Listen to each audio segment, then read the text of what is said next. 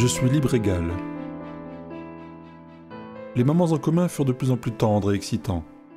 Ils se surprenaient mutuellement, s'amusaient d'à rien. Ils évoquaient rarement leur travail, pour ne pas ternir ces moments avec les problèmes qu'ils essayaient de mettre de côté quand ils se voyaient.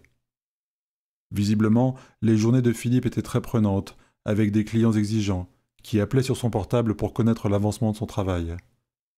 Heureusement, quand il était avec Charlotte, Philippe évitait de laisser son téléphone allumé. Il était tout à elle. Les soirées en tête-à-tête succédaient aux soirées entre amis ou en famille. Il leur posait 1000 questions, leur parcours professionnel, leurs envies, s'ils voulaient 2, 3 ou 4 enfants, leur choix de résidence, etc. Parfois, un sujet politique survenait. Philippe faisait en sorte de ne pas polémiquer. Un soir, alors que le débat faisait rage dans un dîner de famille animé, Charlotte se détourna de la conversation et l'interrogea en aparté. « C'est vrai qu'on n'a jamais abordé le sujet. Tu as quelle tendance politique ? Plutôt nationale ou transnationale ? Tu penses que c'est à l'État de s'occuper des citoyens ou aux entités continentales ? Parfois, je me demande si je voudrais pas qu'on me laisse organiser ma vie par moi-même. »« Vraiment ?» Elle ria de bon cœur. « Tu me fais marcher. Si on laissait chacun choisir égoïstement, ce serait un beau désordre. Regarde le trouve-amour par exemple, ça nous a bien servi. » « Non, bien sûr, répondit-il presque gêné par sa propre réponse. Il faut évidemment penser à la communauté d'abord. Je suis bien sûr libre égal. Et puis comment nous serions-nous connus, sinon ? Je lève mon verre pour le trouve-amour, qui nous a rapprochés, mon chéri. Ils s'embrassèrent tendrement, tout sourire, sous les regards réjouis des autres convives. Sa mère se leva et déclara d'une voix tonitruante qui couvrait les rires des invités « Mais qu'ils sont beaux ! Attendez, on va vous prendre en photo et montrer tout cela à tout le monde, comme je suis fier de vous. Mon petit Philippe, vous serez un père épatant. » « Soyez déjà un amant épatant, » plaisanta le père de Charlotte. « Papa, dit-elle, mi-choquée, mi-amusée. Dans le temps, on n'avait pas besoin d'avoir l'approbation des autres pour se mettre ensemble, il suffisait d'en avoir envie, ajouta-t-il. Personne ne s'en occupait pour vous, ça se faisait quand même, et ça s'appelait la vie privée. Oui, je sais, je radote. C'est ça, répondit le frère de Charlotte, et 9 fois sur 10, ça finissait mal, en divorce ou en meurtre. Maintenant, tout le monde a droit à l'amour. On ne se prend plus la tête. Avant, il fallait faire la lourde drague, ou avoir de l'argent. Certains avaient toutes les filles, et les autres aucune. Charlotte acquiesça en silence. La semaine suivante, Charlotte avait pris sa journée pour effectuer quelques travaux. Elle en avait profité pour faire des courses en ville. À l'heure du déjeuner, elle voulut faire la surprise à Philippe de venir le rejoindre pour déjeuner. Elle lui envoya un message. « On déjeune ensemble si tu peux, je suis à côté. »« Alors je peux pas, je travaille mon cœur, mais ce soir si tu veux. »« Même pas une minute pour embrasser ta chérie, à qui tu manques tant ?» insista-t-elle. Comment refuser ?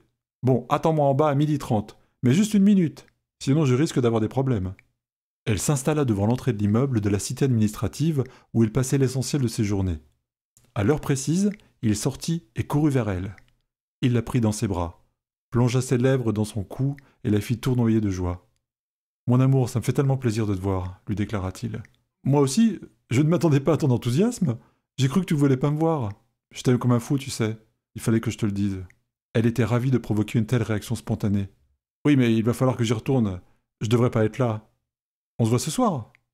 Alors qu'elle allait répondre, un homme grand et à l'allure austère s'approcha du couple enlacé. « Philippe, tu me présentes ton ami ?» demanda l'inconnu d'une voix glaciale.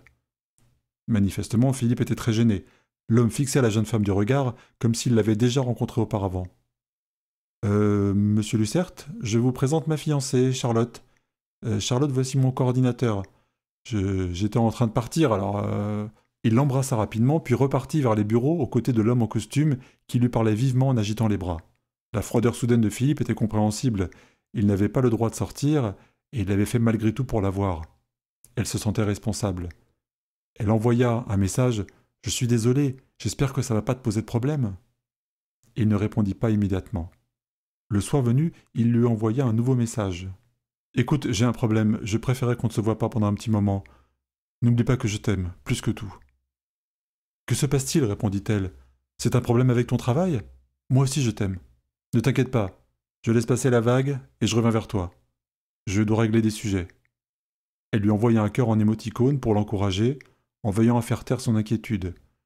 Elle regarda sur l'application Trouve-Amour, leur cote avait beaucoup baissé. Visiblement, l'épisode du midi avait été partagé sur les réseaux sociaux. Elle recevait des mots d'encouragement de certains, parfois des insultes de ceux qui avaient placé leurs économies sur leur couple à l'issue a priori si sûre, et qui commençaient à douter. Elle reçut un nouveau formulaire « Première dispute » qui lui demandait de décrire la cause de ce refroidissement entre eux et ce qu'elle comptait entreprendre pour le résorber. Elle s'accomplit et prit connaissance de quelques vidéos préparées par le ministère du Bonheur, dont « Comment surmonter une crise de couple passagère », où il était question de s'appuyer sur la valeur commune, retrouver le dialogue, égayer le quotidien, etc. Instantanément, sa cote remonta.